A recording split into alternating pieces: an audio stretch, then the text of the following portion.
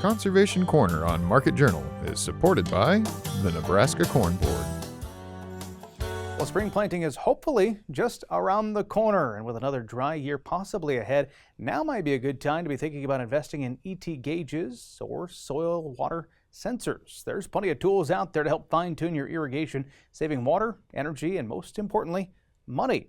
Market Journal's Bill Dodd in this week's Conservation Corner takes a closer look at how some of these tools can help make every drop count. Water is one of the most important variables in the equation for crop producers.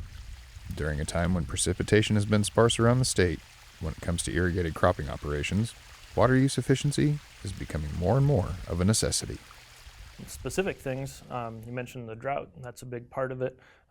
In some natural resources, it's really important to not only reduce the use of water for irrigation, but also reduce the consumptive use, and that's the crop water use in particular. In a lot of places, the level of nitrates is also a concern. So if we're overusing water for irrigation, we're much more likely to have excess water moving from the root zone down to the aquifer, and that often takes nitrates with it. So those are two of the big reasons. It does seem like droughts are getting more frequent than they used to, as well as large rainfall events, and so more and more the timing of the rain doesn't match what we would like it to be, and good water management helps us adapt to that as best we can. An easy mistake for producers to make when it comes to irrigating their fields is simply over-irrigating. This could lead to excess water and energy consumption that will ultimately add to your input costs and could potentially help foster some crop diseases that feed on moisture. One would be, it's really easy to put on extra water. It's kind of like a cheap insurance policy, and it takes some effort to really be thoughtful and apply the amount that the crop water needs. It's a lot easier to put on a little extra. However, in that case, we're using more water than necessary and more energy than necessary as well to continue putting water on. So a little bit of effort, sensor data is really helpful, or crop water use data, but being confident to make the decision that we need this water. I'm going to water it to avoid stress, but I'm not going to put on extra water.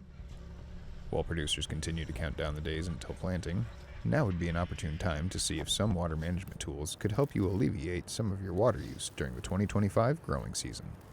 Soil water sensors are really helpful for irrigation scheduling, and I think over time they're becoming more useful, more reliable. Some of the changes are that now there are services where industry will install the sensor for you and provide data on the cloud, and so it's a lot easier than it used to be.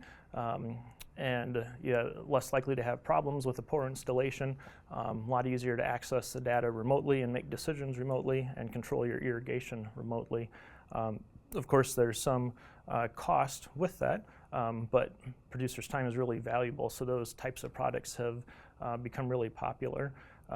In terms of potential savings, it'd be pretty realistic to expect you might reduce your irrigation by one revolution of the pivot to 3 revolutions of the pivot by having that soil water sensor data to give you more confidence on when to irrigate.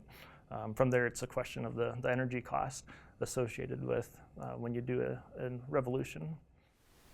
Beyond what can be done by producers in the here and now, researchers at the University of Nebraska are continuing to test new methods of water use efficiency to help producers continue to maximize yields and cut down on input costs during future growing seasons.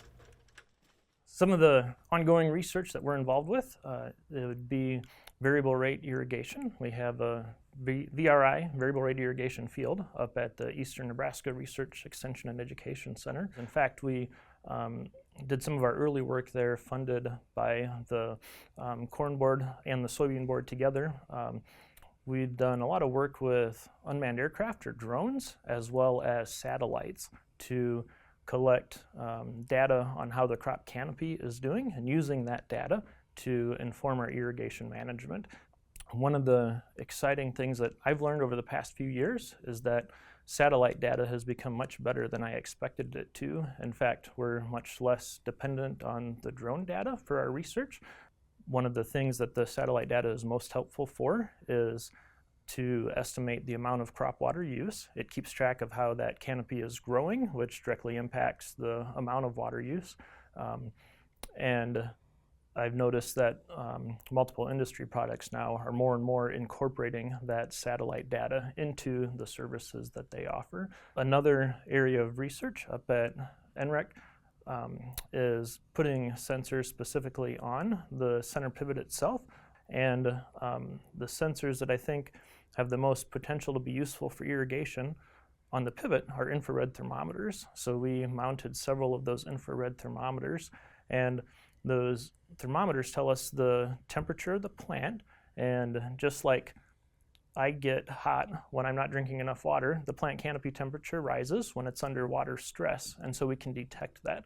So the strategy is in real time, as we're irrigating the field, to be assessing whether that canopy is under stress or close to stress, and to use that to inform our irrigation management. That's more difficult than using the satellite data that I talked about to estimate crop water use, so we still need some development on that, but that's one of the things that the industry is looking into, is mounting these sensors on the pivot and using that real time for data analysis. While there are a number of ways producers can limit the amount of water and energy it takes to deliver water to their crops, the future of conservation and farming will continue to see new and innovative ways of conserving one of the most essential crop inputs. Reporting for Market Journal, I'm Bill Dodd.